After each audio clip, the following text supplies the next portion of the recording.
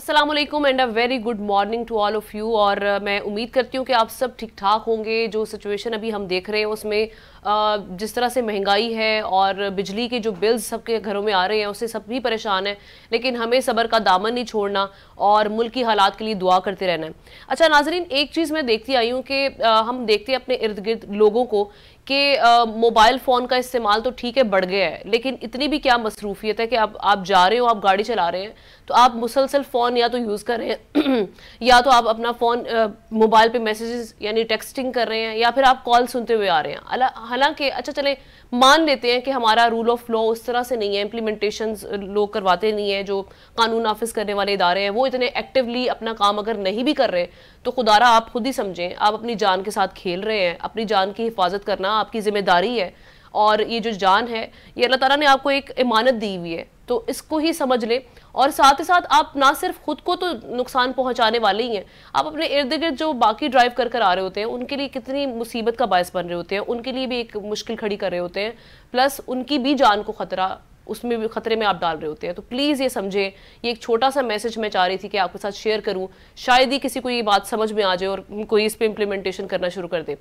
तो जनाब अभी हम सूरत हाल पर बात करते हैं। जो अभी मुल्क में जो सूरत हाल हम देख रहे हैं, जैसे मैंने आगाज़ में बात की कि बिजली के लंबे चौड़े बिल्स आ रहे हैं और उसके अलावा लोगों में जो गम गुस्सा है, इश्तियाल है, एहतजाज का सिलसिला हम देख रहे हैं कि 5वें रोज़ भी जारी रहा और लोग सड़कों पर नजर आए हमें। और जो मीटर रीडर्स हैं वो रिहायशी इलाकों में जाने से गुरेज करें। ऑब्वियसली लोगों में जो गम गुस्सा है उसका रिएक्शन जो आएगा वो सख्त तरीन रिएक्शन हमें दिखाई दे रहा है। और साथ ही साथ हम ये देख रहे हैं कि अब जो हमारे सियासतदान हैं उनको भी एक सियासत करने का मौका मिल गया है। ये वही सियासतदान है जिनको अभी गए हुए 15 दिन नहीं हुए और उनकी जानिब से कहा जा रहा है जी हम भी एहतजाज में शरीक होंगे महंगाई के खिलाफ और बिजली के जो लंबे चौड़े बिल्स आ रहे हैं। अब वो एहतजाज किसके खिलाफ करने जा रहे हैं? निगरान हुकूमत के खिलाफ, जिनको अभी आए हुए 15 दिन हुए। क्या ये उनके फैसले थे? इस तमाम तर सूरत हाल पर भी बात करेंगे और दीगर जो सियासी मामला थे उन पर बात करने के लिए हमारे साथ सियासी तज्जियाकार इम्तियाज फारान साहब मौजूद हैं। सर अस्सलाम वालेकुम and a very good morning. जी वालेकुम अस्सलाम, सुबह बखैर। आपका भी यकीनन जो बिल है वो काफी भारी भरकम आया होगा। जी बिल्कुल, अल्हम्दुलिल्लाह हम भी पाकिस्तानी हैं जी। अच्छा तो सर मुझे ये बताएं, अभी इम्तियाज साहब ये जो सिचुएशन हम देख रहे हैं लोगों में जो गमो गुस्सा है, फारूक सत्तार साहब जो एमक्यूएम से उन्होंने तो ये भी कह दिया कि भाई अब खाना जंगी की तरफ सूरत हाल जा रही है, हमें समझने की ज़रूरत है। तो ये कहाँ जाकर मामला थमेगा, कैसे इस क्राइसिस पर काबू पाया जाएगा? और जो निगरान सेटअप की जानिब से अभी हंगामी इजलास तलब किया गया है, जो इकदाम लेने की बातें हो रही हैं, इससे कुछ फ़र्क पड़ेगा आपको लगता है आने वाले दिनों में? बिस्मिल्लाहिर्रहमानिर्रहीम। चूंकि फारूक सत्तार का आपने नाम लिया है और कोट किया है तो मैं उसके लिए वादे करता हूँ कि खाना जंगी की खुदा न खासा सूरत हाल नहीं है। खाना जंगी की वजूहात और खाना जंगी एक डिफरेंट चीज होती है जी। ये एक इशू है, बिजली का इशू, महंगाई का इशू, ये बिटवीन द नेशन नहीं है, ये हुकूमत और अवाम के दरमियान एक मामला है और कि भाई इसको कैसे डिसाइड किया जाए। राइट। अब ये जो बिजली वाले मामलात हैं ये बिल्कुल सही है। इसमें अब जो स्टैंडिंग कमेटी की कल मीटिंग हुई है, एक से जायद हुई है, हमारे जो केयर टेकर प्राइम मिनिस्टर हैं उन्होंने जो पावर सेक्टर से जो एक मीटिंग की है उसके जो रिजल्ट सामने आए उसके बाद ये मामला है कि IPP से जान कैसे छुड़ाई जाए। क्योंकि जिन्होंने भी माहिदे किए हैं, और ये मुझे बहुत अच्छी तरह याद है कि 94 में जब शहीद रानी मोहतरमा बेनजीर भुट्टो की सेकंड गवर्नमेंट थी उस वक्त ये कॉन्सेप्ट आया था, उसको भी 12-14 सेंट के ऊपर, और वो 20 से 22 साल का माहिदा था जिसको ब्रेक कर दिया था नवाज शरीफ के बाद में आके, और फिर नए सिरे से फिर उनके दौर में भी ये वो परवेज मुशर्रफ के दौर में 2 माहिदे हुए, 2002-2006 में IPP से, फिर नवाज शरीफ के दौर में 2015 में हुआ।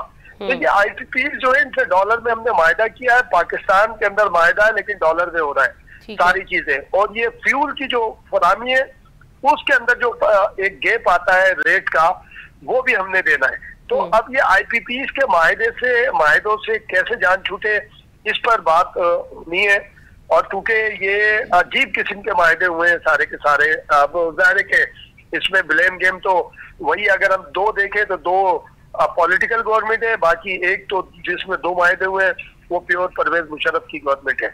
अब जाहिर है कि ब्लेम गेम से हमें निकलना है, कैसे निकलना है? आप उसके देखिए, कम से कम टैक्स तो खत्म कर सकती है ना मौजूदा। एग्जैक्टली, जो गवर्नमेंट के भारी भरकम टैक्सेस हैं, पहले अगर आप उसी को माइनस करें तो बहुत फर्क पड़ जाएगा। बहुत फर्क पड़ेगा।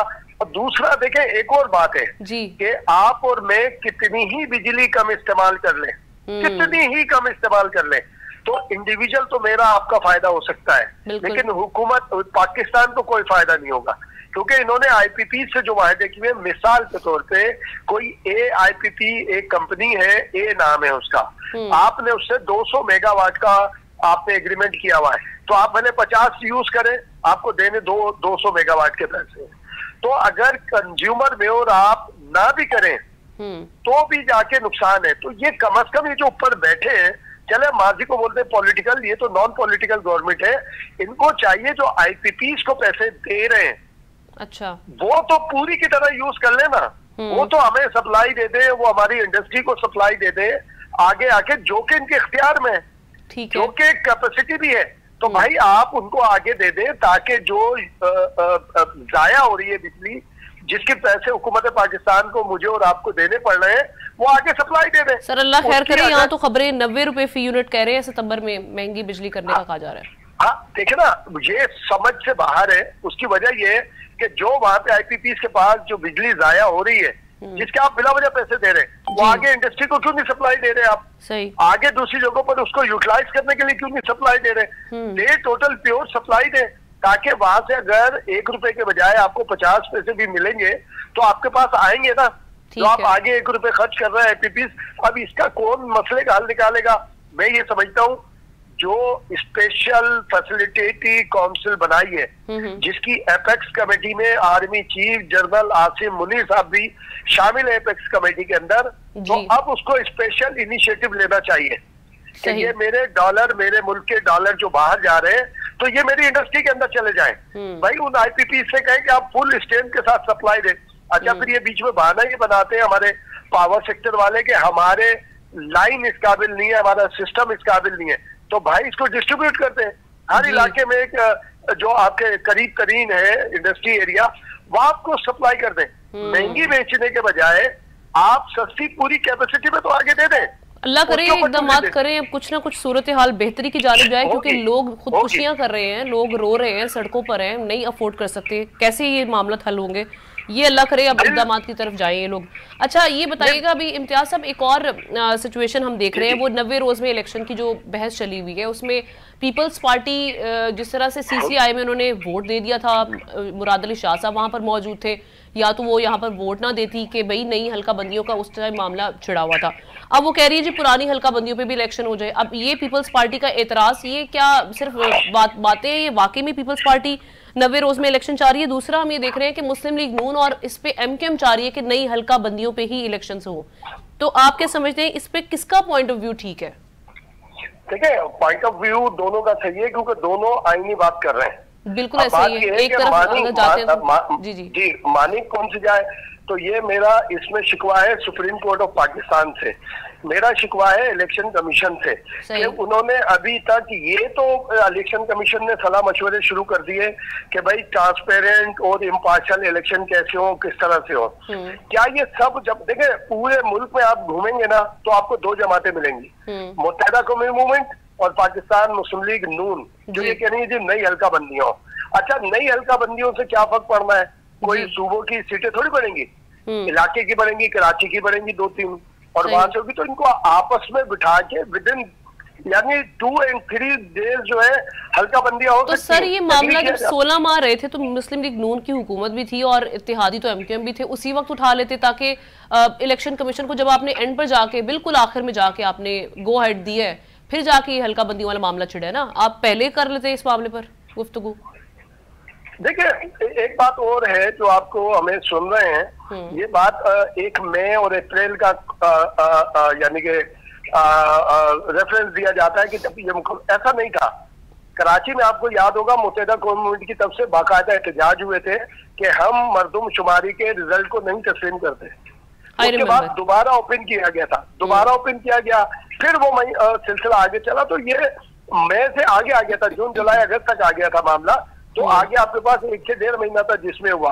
अब ये बात है कि उन्हें एक्सेप्ट करना चाहिए था या नहीं करना चाहिए था, वो एक अलग चीज है। सही। और अगर वो नहीं करते तो मैं और आप उनके ऊपर उंगली उठा रहे होते कि आइन से भाग गए, आइन से भाग गए, मर्दमशुमारी का क्या फायदा जो एक्सेप्ट नहीं की गई, और हो सकता है केयरटेकर गवर्नमेंट वो इसको करती।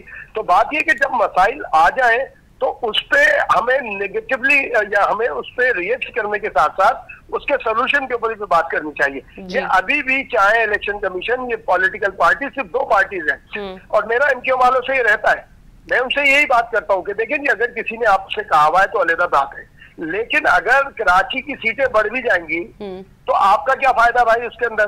तो आप इसको अगली तरफ जाए, जब कौमी असम्बली फॉर्म हो जाए, सूबाई असम्बलियां फॉर्म हो जाए, तो एक आईनी तरमीम की तरफ जाए कि सूबों की नशिस्तें बढ़े। अभी मुख्तसरन क्योंकि हमारे पास वक्त कम है, बस ये बता दें आपको 90 रोज में इलेक्शन नजर आ रहे हैं या नहीं? मुझे तो नजर नहीं आ रहे, अगर ये आप जो इस तरह है।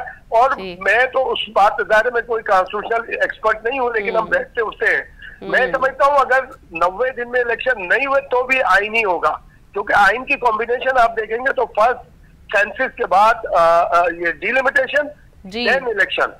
एग्जैक्टली दोनों सूरतों में आइन से इनहराफ है ये। अगर एक साइड पे जाते हैं तो फिर दूसरी जगह पर आपको बहरान नजर आएगा। बहुत शुक्रिया इम्तियाज़ फारान साहब वक्त देने के लिए और अपना तज्जिया इन्होंने पेश किया। नाज़रीन, जो अभी सूरत हाल थी, हमारी कोशिश ही होती है कि जो सियासी सूरत हाल चल रही है मुल्क में या अवामी मसाइल हैं उन पर भी बात की जाए। इस शो में ज़रूरी है इस प्लेटफॉर्म से। अच्छा, एक ब्रेक लेते हैं, ब्रेक के बाद वापस आएंगे तो हमारे साथ बड़े स्पेशल गेस्ट स्टूडियोज़ में मौजूद हैं, डॉक्टर्स हैं और दोनों माशाल्लाह से मियाँ बीवी हैं, और हम इनसे इस्तिफादा करेंगे। वो जनाब एक तो चेस्ट स्पेशलिस्ट हैं, दूसरे गायनोकोलॉजिस्ट हैं। तो हम बात करेंगे कि आजकल की जो सूरत हाल देख रहे हैं, मुख्तलिफ किस्म की जो बीमारी हैं उनका तदारुक कैसे मुमकिन है और उनको कैसे ट्रीट किया जा सकता है, या पहले प्रिकॉशंस कैसे ली जा सकती हैं। एक ब्रेक के बाद हाजिर होते हैं, स्टे विद अस।